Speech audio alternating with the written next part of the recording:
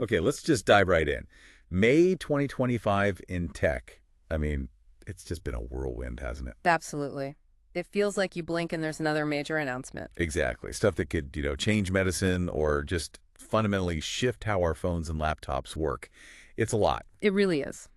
So what we've done is sifted through the biggest headlines, picked out the 10 that really seem to define this moment. And we're going to unpack them for you in this deep dive. Yeah, kind of cut through the noise. Right. Think of it as your shortcut to getting what matters right now. We've got surprising partnerships, some amazing breakthroughs, and, well, AI's everywhere, isn't it? Pretty much unavoidable at this point. Okay, let's get started then. Kicking off our countdown, number 10. It's all about the look and feel, really. Samsung just unveiled the Galaxy S25 Edge. Ah, yes, the thin one. The super thin one. That's the headline grabber. They're saying it's their thinnest smartphone ever. Which always makes you wonder about the battery, right? Thin usually means trade-offs. You'd think so. But they're claiming, get this, up to 24 hours of video playback. 24 hours? Seriously? Yep, with a 3,900 mAh battery. So maybe not the biggest capacity we've seen, but the efficiency must be there. Interesting. Optimization is key then. And for anyone thinking of upgrading, there's a pretty tempting pre-order bonus too. Free Galaxy Buds 3 Pro, they're top-end ones. Worth a decent amount, over $200, I think. That's right, yeah, with select carrier pre-orders. What strikes me is Samsung really leaning into that premium feel, sleek design, good bundled extras. It does feel like a strategy, doesn't it? Focusing on that user experience, the premium package, maybe showing that design and ecosystem are becoming, well, just as important as the raw power inside. Yeah, maybe differentiating in a mature market, like you said. Okay, number 9. This one feels genuinely futuristic, like science fiction becoming reality. Oh, intriguing. What is it? It's a medical first. A tailored gene editing therapy actually saved a baby born with a really deadly metabolic disorder. Wow. Okay, that's significant. Tailored gene editing. Exactly. And here's the really stunning part, the turnaround time. They went from diagnosis to actually delivering this custom design treatment in less than 7 months. Less than 7 months. That's incredible speed for something so complex and personalized. Right. It feels like the dawn of, bespoke medicine, a powerful glimpse into what this biotech decade might actually look like. Absolutely. The speed is phenomenal. It really highlights how far we've come in, understanding the genome and actually being able to, well, manipulate it precisely. Yeah. But beyond this amazing individual case, you have to wonder about the next steps. How do we make this scalable? Accessible. Good point. What are the hurdles, the regulations? It's one thing to have a breakthrough, another to make it routine. Precisely. Logistics, cost, ethics. Lots to unpack there as we move forward. All right, shifting gears completely for number 8. We're looking at Europe and its position in the tech world. There's a report out causing a bit of a stir. Yes. I saw some headlines about this. Not great news for Europe, was it? Not really, no. The statistic that jumps out is that only 4 of the world's top 50 tech firms are based in Europe. Only 4. Wow. Compared to the U.S. and China, that's quite a gap. A huge gap. And the report points to a few reasons, things we've heard before maybe. Huh. The more risk-averse culture, heavier regulation, and startups struggling for funding. The usual suspects, perhaps. Yeah. But the impact is real. It seems so. The consequence highlighted is European founders basically packing up and moving. Silicon Valley, Singapore, places where the ecosystem might be, more supportive or faster moving. It creates a real brain drain potential. Exactly. So the big question for the EU is, how do they adapt? How do they foster that innovation without, losing their talent and potentially falling further behind? It's that classic tension, isn't it? Regulation versus innovation. Europe often leads on the ethical side, the safeguards. Right, like with GDPR and AI regulation. Exactly. But could those same rules be inadvertently slowing down the kind of disruptive growth you see elsewhere? It's a tough balance. So what's the answer? More targeted funding, less red tape. Maybe a mix. Perhaps focusing support on deep tech, creating better incentives for private investment to keep those startups and ideas in Europe. It's a critical challenge for them. Okay, back to the world of AI for number 7. OpenAI has been busy. They always seem to be busy. What's the latest? A pretty major acquisition. They bought a company called Windsurf. Windsurf. Don't know them. What do they do? They make an AI-powered coding assistant. And OpenAI paid a hefty price, $3 billion. $3 billion. For a coding assistant. Wow. Okay. That's a statement. Definitely feels like a strategic move, right? Strengthening their tools for developers, pushing harder into automated code generation, basically building out their ecosystem. Yeah, it makes sense. Goes beyond just the big language models like GPT. They want to be embedded in the actual workflow of creating software. But that's not all on the OpenAI front. There are also pretty strong signals they're gearing up for an IPO. Ah, the long-rumored IPO. That would be huge. And apparently, they're in the middle of some high-stakes renegotiations with Microsoft, their biggest backer. Right. That relationship is so crucial, but also complex. An IPO would certainly change the dynamics there. Absolutely. Could really shake up the whole AI landscape depending on how it all plays out. Number 6 takes us to Computex 2025, the big tech show in Taipei. And the theme this year was, well, unavoidable. Let me guess. AI. AI. But specifically, AI running locally right on your device. Ah, the edge AI push, on-device processing. Exactly. Qualcomm, AMD, NVIDIA, they were all showing off these new Copilot Plus laptops. Right, the ones with the built-in NPUs, the neural processing units. Yep. These things have AI models baked right in. They can do language stuff, generate images, suggest code, all without needing the cloud. Offline AI. Which has big implications for privacy and speed. Totally. No sending data back and forth constantly. And apparently the battery life on these machines is meant to be exceptional because of it. That's always the promise with these specialized processors, better efficiency. And it wasn't just laptops. Even gaming rigs are getting AI boosts, things like AI-assisted rendering, smarter cooling systems. Makes sense for gaming, too. Squeezing out performance. It really feels like we're stepping into a new era. AI-native hardware, not just software running on general-purpose chips. It's a fundamental shift in architecture, moving compute closer to the user. It unlocks different possibilities, potentially giving users more control, too.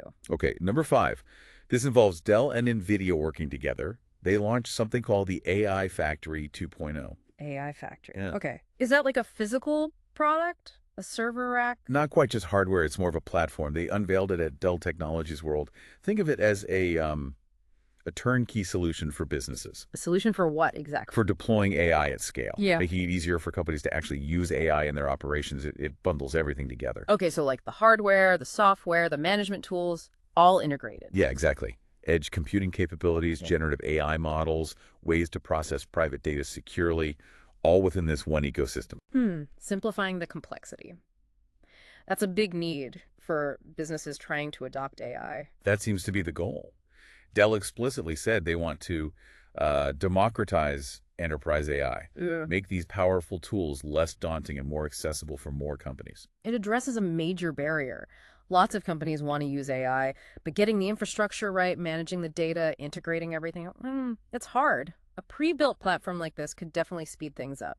Number 4 brings AI's impact right into a sector often seen as, well, pretty traditional banking. Finance. Always interesting to see how they adopt new tech. What's happening? JP Morgan Chase made a significant announcement. They plan to reduce hiring in their operations roles by about 10%. 10%. That's substantial, and they're linking it to AI. Directly. They're citing efficiencies gained through using AI tools. But it's not just cuts. Oh, what's the other side? They're also shifting their hiring focus, putting more resources into recruiting for tech roles and revenue-facing positions. So a restructuring driven by AI capabilities, replacing some roles, creating or expanding others. Seems like it. And CEO Jamie Dimon has been quite vocal about it. He said AI is going to transform basically everything in banking, customer service, risk management, compliance, you name it. That's a strong statement from the top of one of the world's biggest banks. It really shows how AI isn't just theoretical anymore. It's actively reshaping business models, even in established, heavily regulated industries, like right now. It's a clear signal about the future of work in those sectors, and it raises that big question. What skills are needed for this new landscape? How do people adapt? Which leads us nicely into number 3, because alongside all this AI growth and investment, we're still seeing tech layoffs. Yeah, that paradox continues, doesn't it? The boom alongside the cuts. It does. We've seen significant job cuts announced to places like Microsoft, Match Group, Spotify, quite a few big names recently. And is there a connection to AI being cited there too? Yes, that's the common thread, as some reports put it. AI integration is often mentioned as at least a contributing factor. Right, so it's not just simple cost cutting necessarily. It doesn't seem to be just that. It feels more like a fundamental reshaping of roles, what skills are needed, what tasks can be automated or augmented by AI. Even if the companies frame it as augmentation, helping humans do more, the reality on the ground can still mean fewer people are needed for certain types of work. Exactly. The narrative might be augmentation, but the message coming through loud and clear is you need to adapt your skills. The ground is shifting. It highlights that tension perfectly. AI creates efficiency, but that efficiency can displace jobs or at least drastically change them. It puts the onus on both companies and individuals to manage that transition. Upskilling, reskilling, it's becoming essential. Okay, story number 2. This one definitely generated some buzz. A bit of an unexpected team-up announced at Microsoft Build 2025. Oh yeah, who's partnering up now? The AI space is full of surprising alliances lately. This one involves Microsoft and Elon Musk's xAI. Really? Nadella and Musk. Okay, that is interesting. What's the deal? The core of it is that Microsoft Azure will now host xAI's models, Grok 3 and Grok 3 Mini. Grok. That's Musk's more rebellious AI, right? The one trained on X data. That's the one, known for being a bit more, shall we say, unfiltered than some others. Huh. Okay. So Azure is adding Grok to its menu alongside OpenAI's models. Exactly. And that's the key strategic point. It makes Azure, as far as we know, the only major cloud platform offering models from both OpenAI and xAI. That's clever positioning by Microsoft. Playing the field, offering developers more choice. Right. It kind of positions Azure as this more neutral ground, a supermarket for different AI flavors. It's definitely a fascinating twist in the ongoing AI model wars. It really is. It gives developers access to different capabilities, different underlying philosophies, maybe all on one platform. And it shows how dynamic this whole field is. Alliances can shift pretty quickly. And that brings us to our number 1 tech story for May 2025. It has to be Google I/O. Yeah, Google's big developer conference, always packed with announcements. AI was front and center, I assume. Oh, completely. It wasn't just a theme, it was the theme. AI everywhere, Yeah. permeating everything they announced. So what were the big highlights? Okay, first off, major upgrades to Gemini AI. That's their main competitor to GPT-4. More capable, integrated more deeply. Right, the flagship LLM. Then a big change to search.